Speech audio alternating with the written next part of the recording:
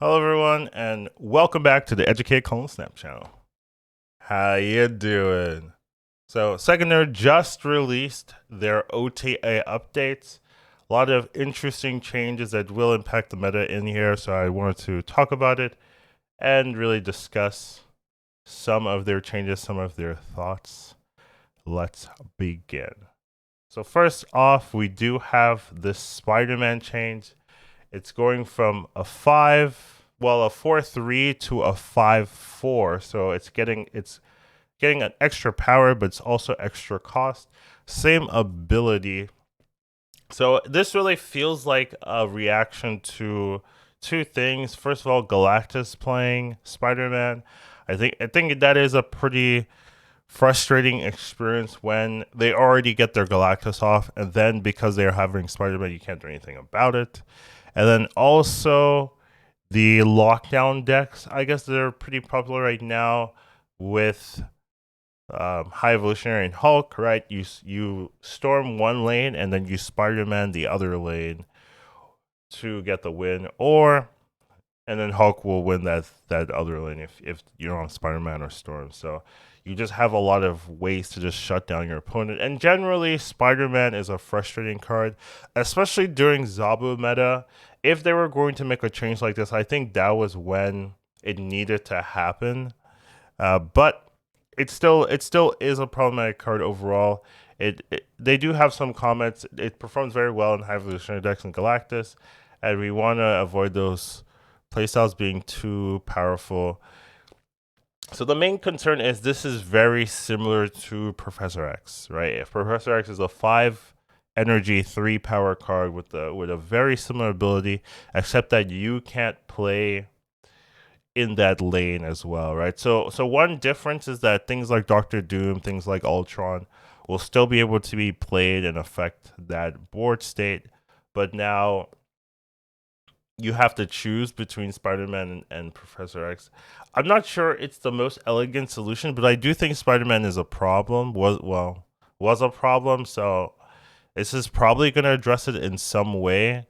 You can't really do you can still do the Galactus thing, which is like kind of weird, right? So cuz you go wave into Galactus, you can still just play Spider-Man on 5. So this really does not solve Galactus at all. It's really more of lockdown. So this is it's kind of an interesting change. I'm not really sure if it's the best solution, or like it might just mean that Spider-Man needs to be have a change in its ability in some way.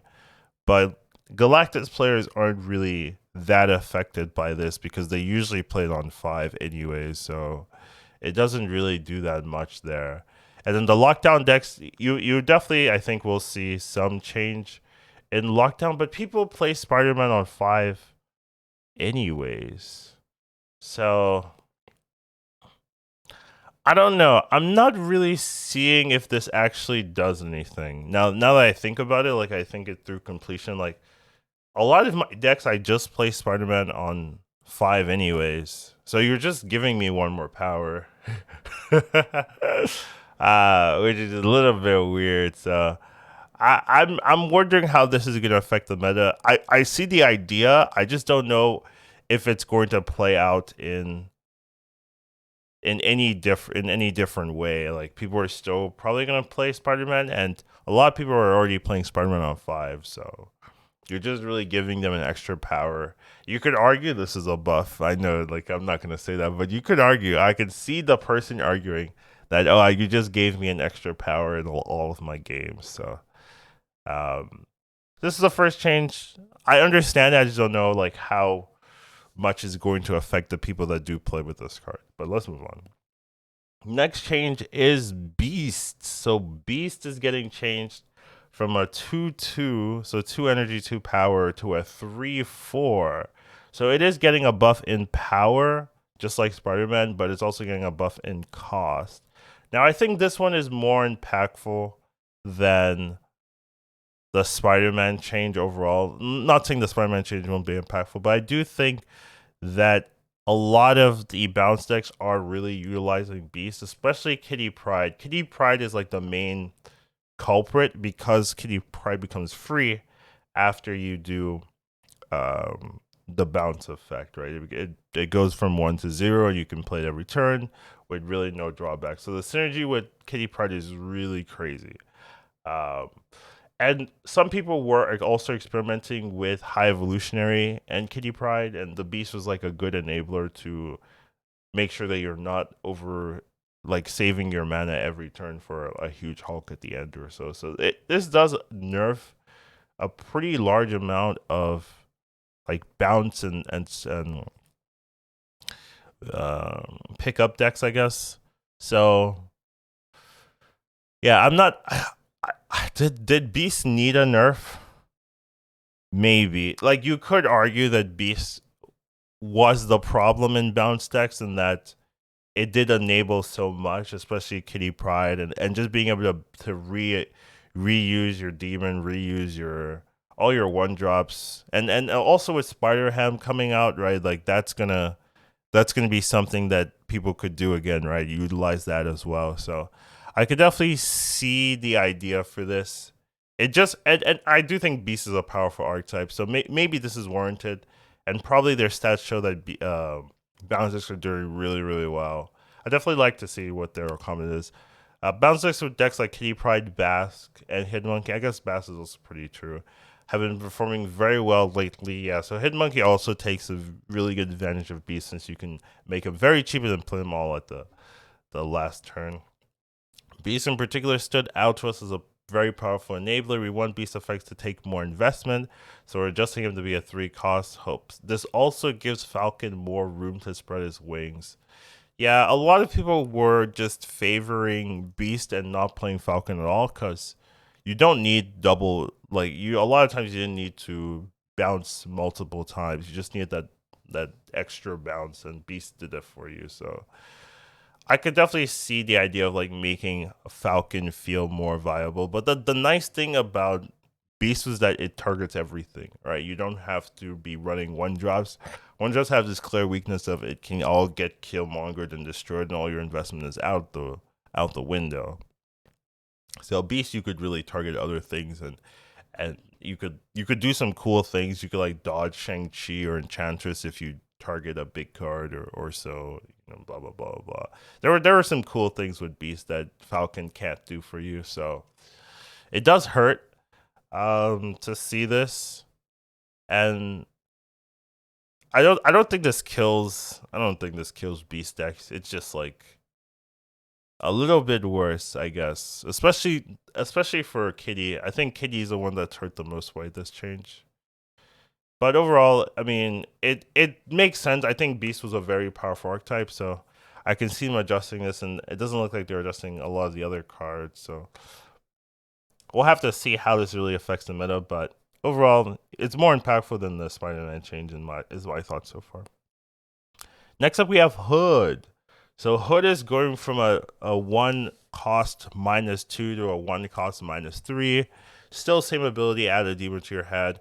Many decks are able to take advantage of the Team 6 power demon while neutralizing Hood's negative power. Yeah, so a lot of people can bast it, right? So that'll flip it. A lot of people will Viper it. That'll flip it as well. I mean, that helps. This helps Viper, but those are things people can do. And then alternatively, a lot of people will destroy it with Carnage or something like that. Deathlock. Those are some of the real common uses for it. We're making a small nerf to his power to make him more punishing to play if you are unable to counteract his base power. Notably, this is a buff to Viper decks. So, did the Hood need this? This is overall a nerf. Like it's like no mistake. This is definitely a nerf.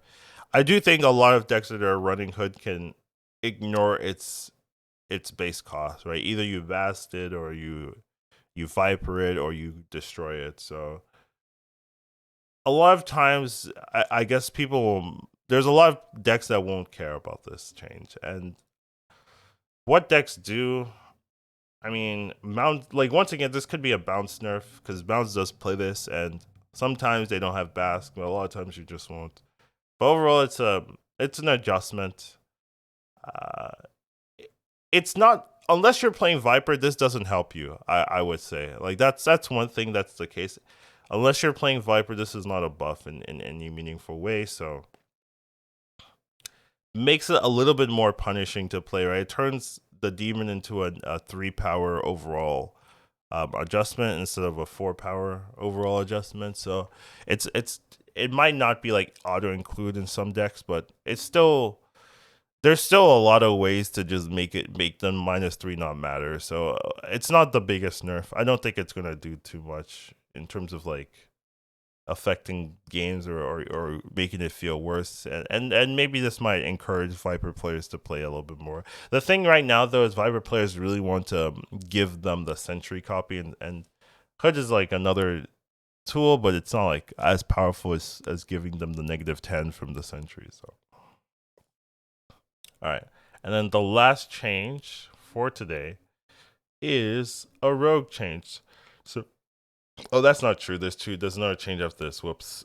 I just, that's maybe my head. Like, oh, the other change doesn't matter. But rogue is going from a 3/1 to a 3/2. It's keeping the same ability, so it still steals a ongoing card. I like this change because 3/1 was really not great, I guess, as a stat line to play. It just didn't feel like it was worth a lot of the time. 3/2 is definitely a lot more valuable, and I do think you can start experimenting more with Rogue as a 3/2, even if you don't have like the best targets, as long as you hit something that might be worth it. So in a similar vein to our Enchantress buffs, Rogue is a card we expect to see more of to counter powerful ongoing effects. It's not surprising that Enchantress is more popular. We're surprised to see that Rogue performs poorly even in Silver Surfer decks. We're giving her a small bump of power to make her more viable tool to counter ongoing cards. So they're saying even in Surfer decks, which is probably the best deck to put Rogue in, she still struggles. So that just means that there's not a lot of good windows to play Rogue. I actually have seen people play Enchantress and Silver Surfer, and maybe that's like, okay, well, the Rogue is not doing well, right? The ability that's, it's not targeted, you can't hit everything, and some people will like stack their buffs, right? Just because like maybe they're playing Onslaught or something, and then the Rogue is like, oh, it's a 1 out of 3 to hit the one I care about. So that kind of thing can be really annoying, but overall, like, I still think it's a good card, and this helps it. So I'm down for this. This isn't like Enchantress level of a buff. It's not going to a 3/3, right? Imagine if this was moved to a 3/3, right? And I could see this being played in a lot more decks, but I think they learned from Enchantress and just went for the +1 and seeing if that's really gonna do a lot. But I do think you see a lot less Enchantress as a 4/5 than as a 4/6. 4/6 you could really just play it and everything, but as a 4/5 and with High Evolutionary being very popular, you don't really see it as much as it used to be when they got immediately changed. But I'm down. I'm down for this change. I think it's overall a good thing. Rogue wasn't a super public card, and it's nice to have more tech options. And then last change for real this time is the Medusa Change. So this is still a 2/2, but it's having increase in stability. Now, if it's in the middle location, instead of +2 power, it's +3 power. So it turns it from a 2/4 base to a 2/5 base. Now, this is interesting because it's a starter card, and secondary doesn't really touch those. They're really just used for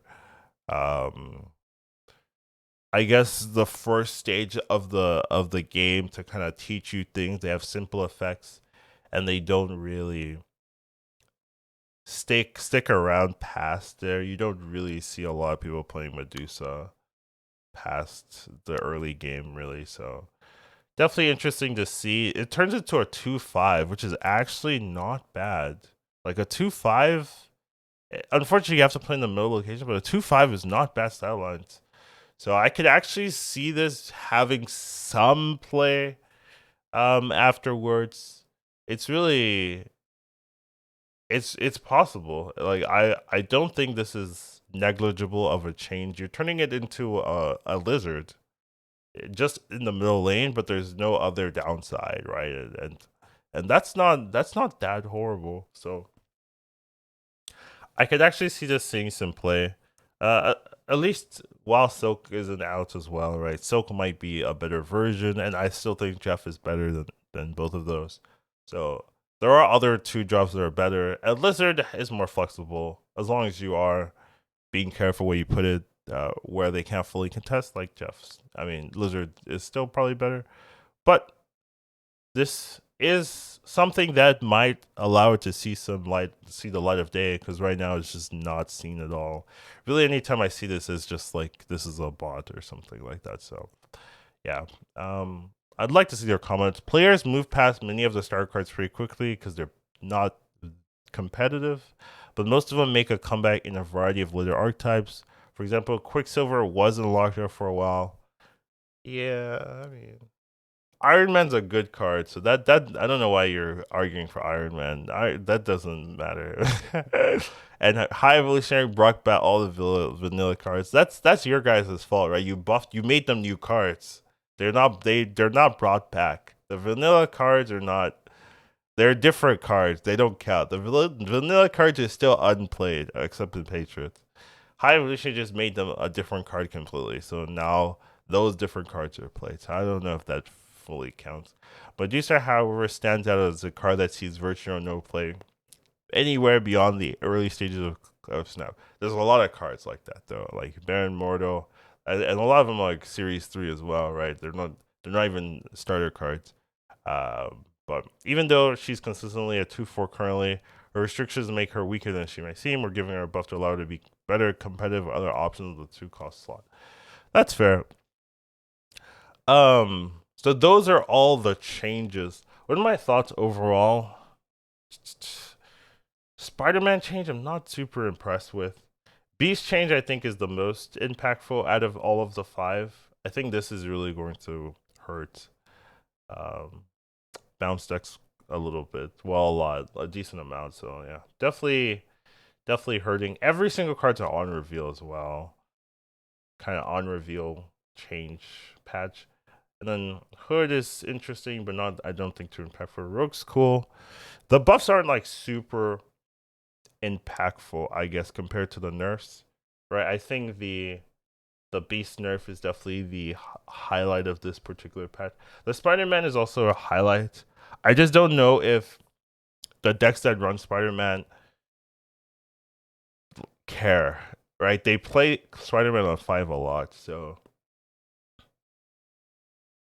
like it doesn't matter to them, right? Like if Galactus is wave on 3, Galactus on 4, Spider-Man on 5. Like that's what they do. So this doesn't do anything for them. Lockdown decks are Storm on 3, play Cyclops or whatever on 4, and then Spider-Man on 5.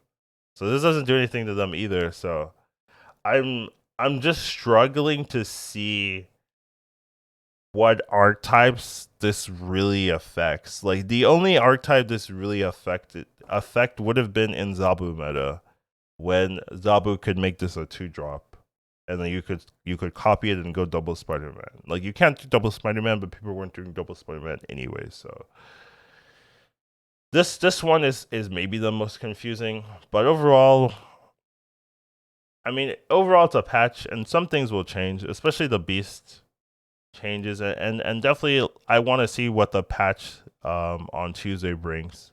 That's also going to be pretty cool. Once Conquest comes out, we can really start diving into it. But these are the changes. Some interesting ones, some some whatevers, but that's all we got for today. I hope you guys enjoyed it, and I'll see you in the next one. Once you watch him, you won't go back. He'll teach you to marvel snap. Your skills will be